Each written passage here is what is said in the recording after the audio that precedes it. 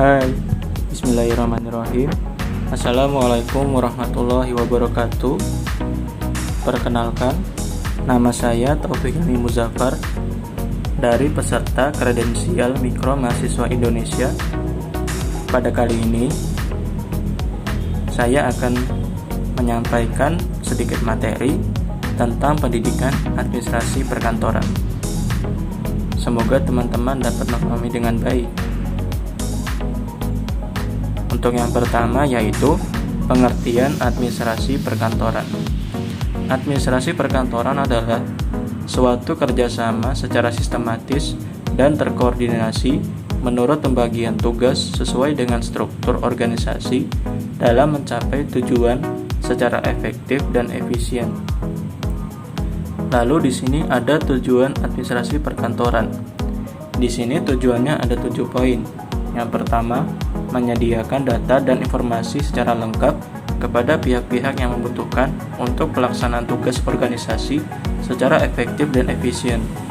Yang kedua, melakukan pengawasan pekerjaan kantor dan administrasi agar dapat memastikan terlaksananya standar kualitas, tenggat waktu, serta prosedur yang tepat. Lalu yang ketiga, menerapkan kebijakan perusahaan atau departemen dan memberikan standar pelayanan dalam kaitannya dengan manajemen. Yang keempat, berdiskusi dengan karyawan mengenai prestasi kerja untuk mengidentifikasi masalah dan penyebabnya, serta berupaya untuk menyelesaikan masalah tersebut. Lalu tujuan yang kelima, memberikan pelatihan atau perintah kerja kepada pegawai.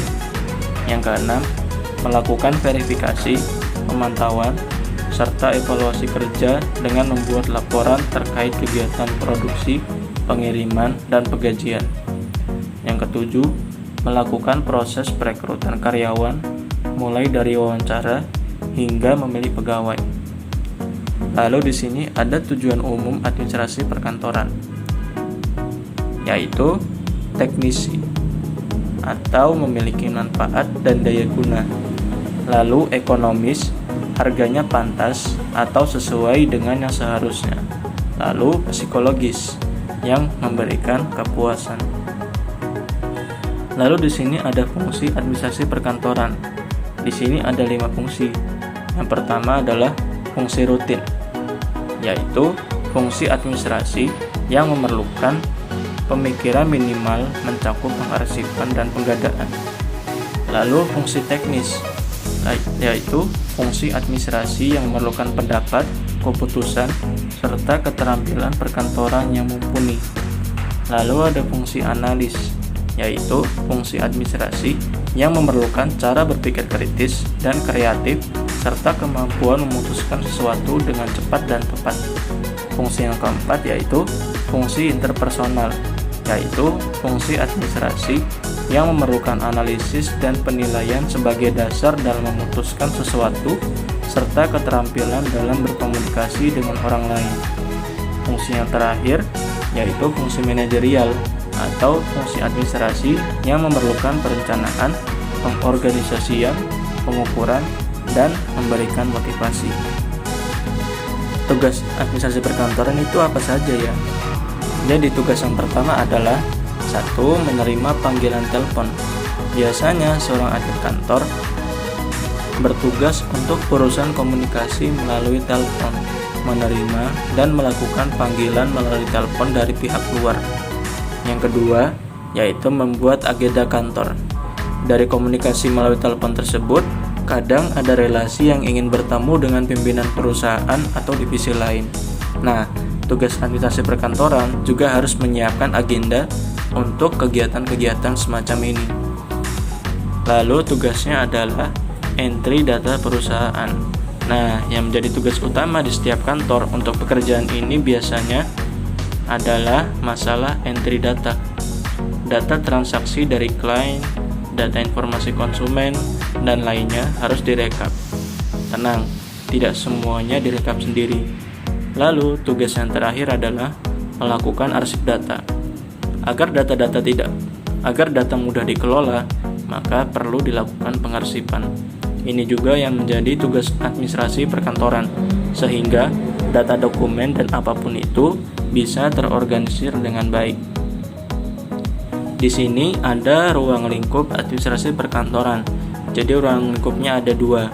Yang pertama itu sarana dan fasilitas kerja kantoran, lalu kegiatan kantor. Untuk sarana dan fasilitas kerja kantoran, yang pertama adalah lokasi kantor. Faktor yang perlu diperhatikan dalam penentuan lokasi kantor yaitu keamanan, lingkungan, dan harga.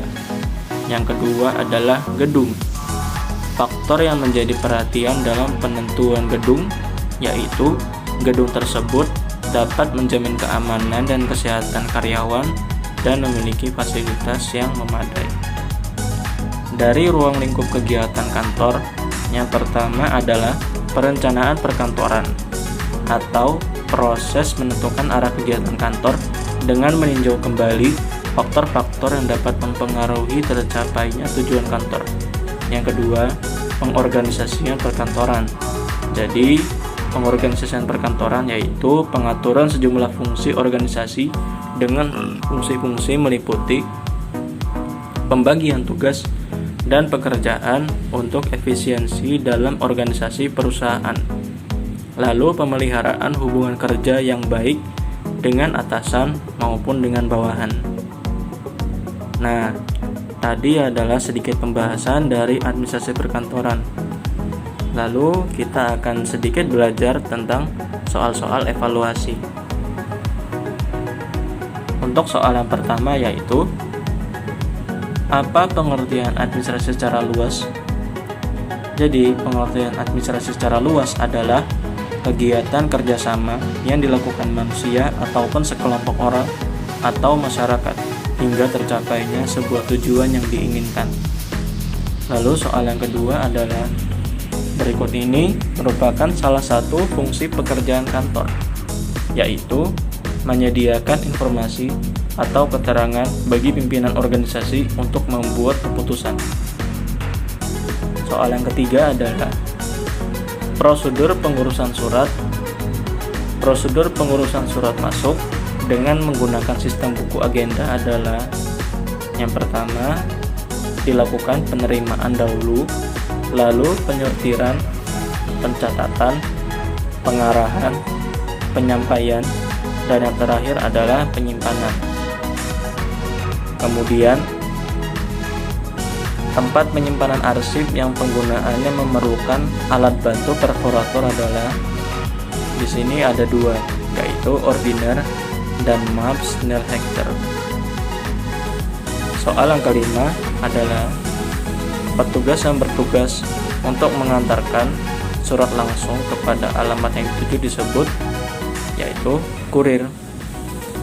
Lalu soal evaluasi yang terakhir, apa saja yang harus dilakukan dalam menangani surat-surat yang memiliki lampiran, yaitu menyatukan lampiran dengan suratnya menggunakan paperclip. Baik, itu adalah materi yang aku sampaikan pada kali ini. Semoga teman-teman dapat memahami dengan baik. Terima kasih atas perhatiannya. Wassalamualaikum warahmatullahi wabarakatuh.